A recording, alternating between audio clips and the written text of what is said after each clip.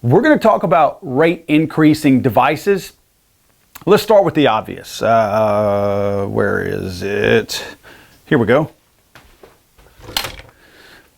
Since this is supposedly what it's all about, let's talk about bump stocks. Let me see if I can do this. That is a bump stock. If you don't know what a bump stock is, you simply, this is one way to bump fire, but you simply push here, pull back to your body, and push forward with your right hand, and the recoil is going to make this thing bang, bang, bang, bang, work against itself on the recoil and drive itself back into reset of the trigger and continue to fire. This is number one, Exhibit A, if you will. This is kind of what they're really talking about, all right? I'm saying that first because it's the obvious. It's what they're trying to say. It's bump fire stocks. It's a host of other things. Rate increasing devices. This is a Colt competition, AR-15 for shooting 3-gun or whatever type of speed competitions, speed shooting competitions. It has, which that bump fire stock was by Fostech, by the way.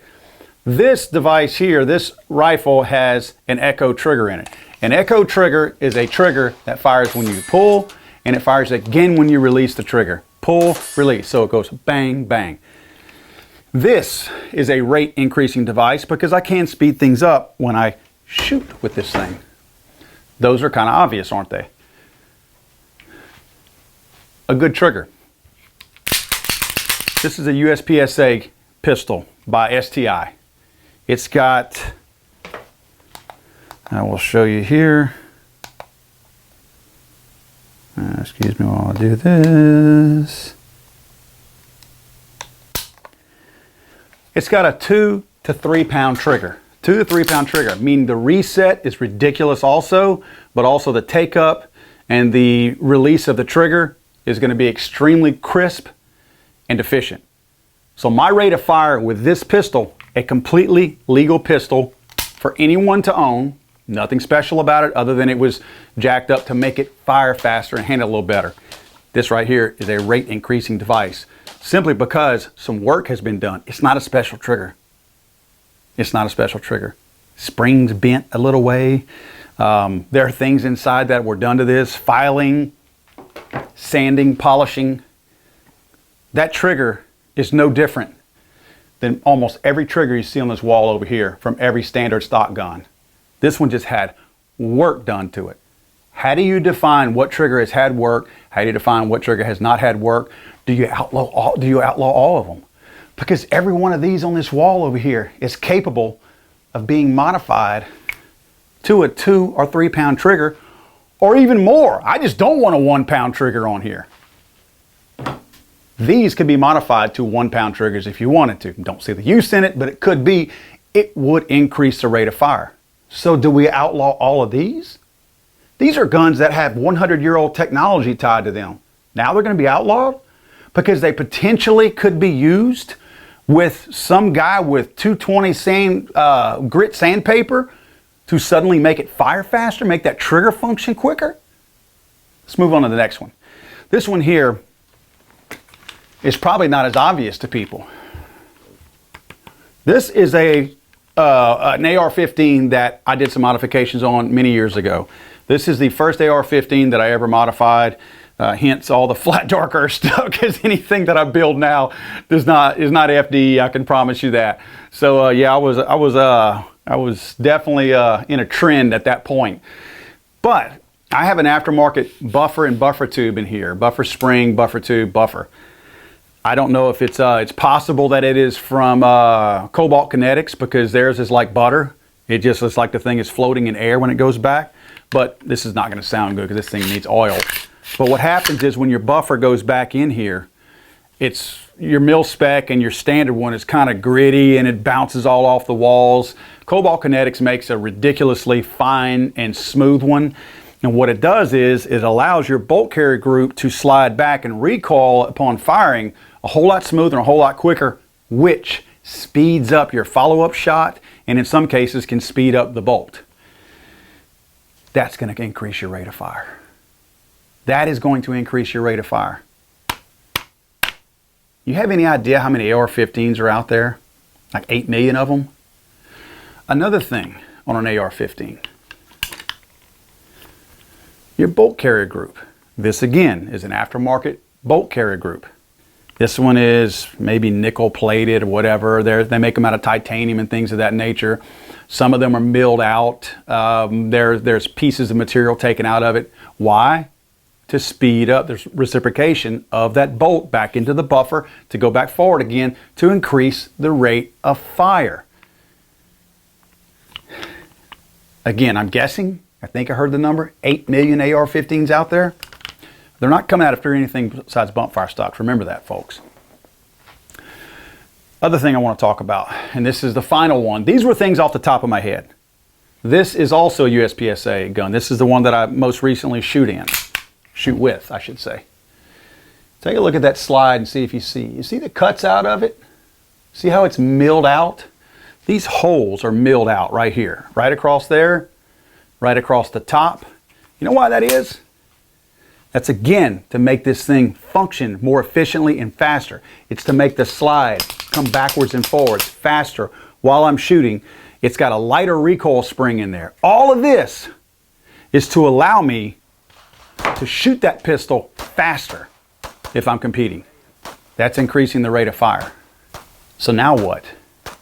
Does the ATF guy go to a USPSA competition down the road, say like the Orange Gun Club right here in Texas where I shoot mostly, and just chill out in the parking lot and wait till they hear somebody breaking the standard rate of fire for their gun? I can promise you, go to our gun club, I'm not gonna break any records, but there's some guys out there that you're gonna want to take them off of handcuffs because they fire extremely fast.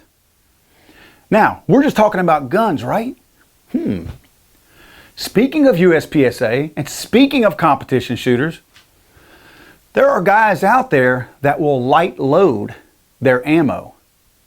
They'll light load their ammo so that they get less recoil, so that whenever they're shooting, they're getting less of this, muzzle rise and recoil, so that the gun stays on point for the follow-up shot. So it's bang, bang. Instead of bang, bang, it's bang, bang. And they're staying on target.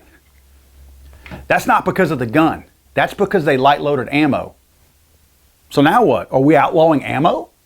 Because the ammo is what allowed the device, the pistol, to increase its rate of fire.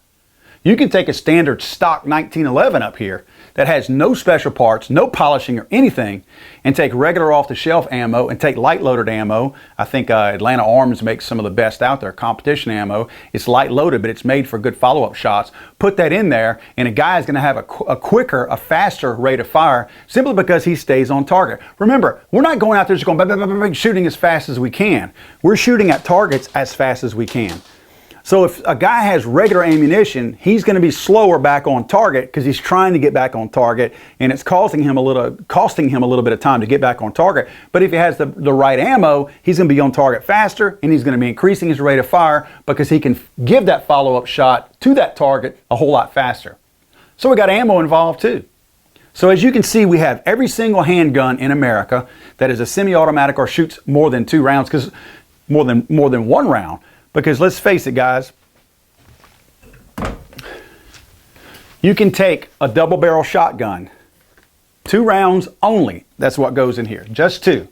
Only 2 rounds. If an ATF agent is running around out in the parking lot, if I fire these 2 shots in record-breaking time, just those 2 shots, you do the math. What if I shot both shots in half a second? Does the ATF agent do the math and say, okay, well, he shot 2 shots in half a second. That means he can shoot 120 rounds per minute. So is this a rate increasing device? Do you see where I'm going? This is not ridiculous. This is not ridiculous at all. All of these things we just talked about affect the rate of fire, which is not identified yet.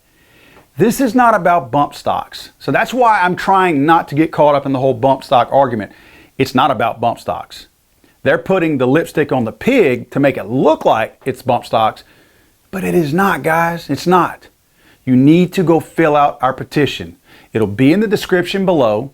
It'll be on legallyonamerica.com. Again, still go to your ATF agent guys over there and put your opinions in and your thoughts about bump stocks and rate of fire, but use this as an example when you tell those guys, say, look, Everything that I own pretty much could be classified as increasing a rate of fire depending on who's shooting it, what ammo's in it, and what kind of filing you did to a part on the inside of it. You don't have to change parts out to make it increase the rate of fire, is my point. You don't have to buy something like a bump stock and have a 1 hour modify to your weapon to make it increase the rate of fire. It's very, very simple.